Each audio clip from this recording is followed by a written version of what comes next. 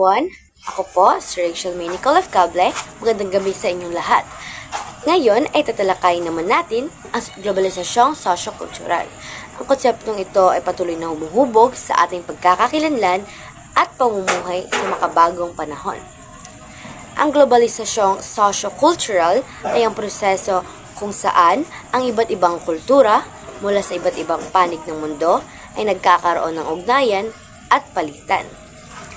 Dahil sa mas mabilis na komunikasyon, social media, paglalakbay at makabagong teknolohiya, mas madali na ngayon ang pagpapalitan ng wika, pananamit, musika, pagkain, at iba pang aspekto sa kultura.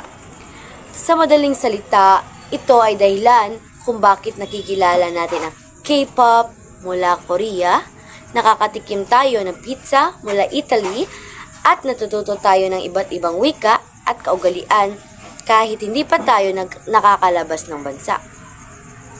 Halimbawa, kung dati ay sa telebisyon lang tayo nakakapanood ng foreign shows, ngayon ay pwede na tayong manood ng Korean dramas o American movies gamit lang ang cellphone at internet. Tumungo naman tayo sa positibong epekto. Maraming magandang epekto ang globalisasyong sosyo-kultural. Una, ito ay nagpapalawak ng kaalaman at pag-unawa. Natututo tayo ng iba't ibang tradisyon at paniniwala, kaya mas nagiging bukas ang ating isipan at mas nababawasan ang diskriminasyon. Ibig sabihin, mas madali na nating naiintindihan at nirerespeto ang pagkakaiba-iba ng bawat tao. Ikalawa, pag-unlad ng sining at talento. Ang mga pelikula, musika, at fashion mula sa iba't ibang bansa ay nagbibigay inspirasyon sa mga lokal na artista at negosyante na lumikha ng bago at kakaibang produkto.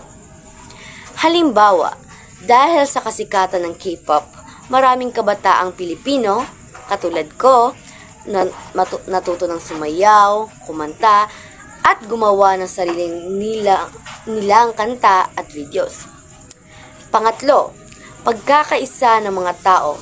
Sa pamamagitan ng internet at social media, nagkakaroon tayo ng pandaigdigang komunidad kung saan mas madali ang pakikipagkaibigan, pakikipagkalakalan, at pagtulong sa panahon ng pangangailangan. Ngayon ay tumungo naman tayo sa negatibong epekto nito. Ngunit hindi rin maikakaila na may negatibong epekto ito.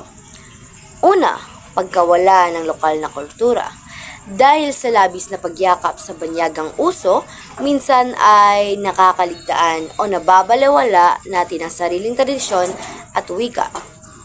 Halimbawa, mas pinipili na ilang kabataan ang manood ng foreign shows or Korean drama katulad ko kaysa mga pelikulang Pilipino.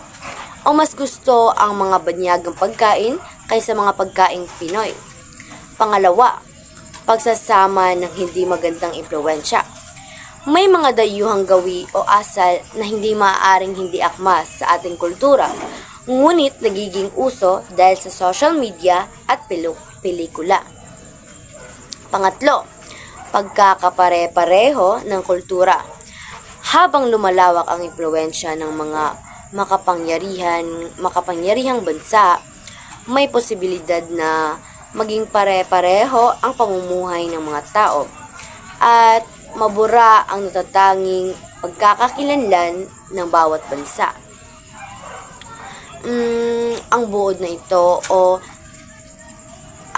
buod ng globalisasyong sosyo-kultural ay parang dalawang talim ng espada.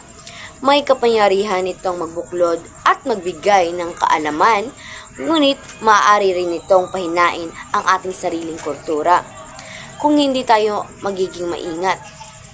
Kagaya ngayon, mas lumalamang na ang ibang kultura. Ang pinakamahalagang ay balanse. Yakapin ang magagandang ideya at oportunidad mula sa ibang bansa. Ngunit huwag kalimutang pahalagahan at panatilihin ang ating sariling tradisyon at pagkakakilanlan bilang Pilipino. Kaya habang tayo ay nakikinig ng K-pop, kumakain ng pizza, nanood ng K-drama, nanonood ng Hollywood movies, huwag nating kalimutan ang sariling atin, ang kulturang Pilipino. At maraming salamat sa pakikinig. Magandang araw sa inyo lahat.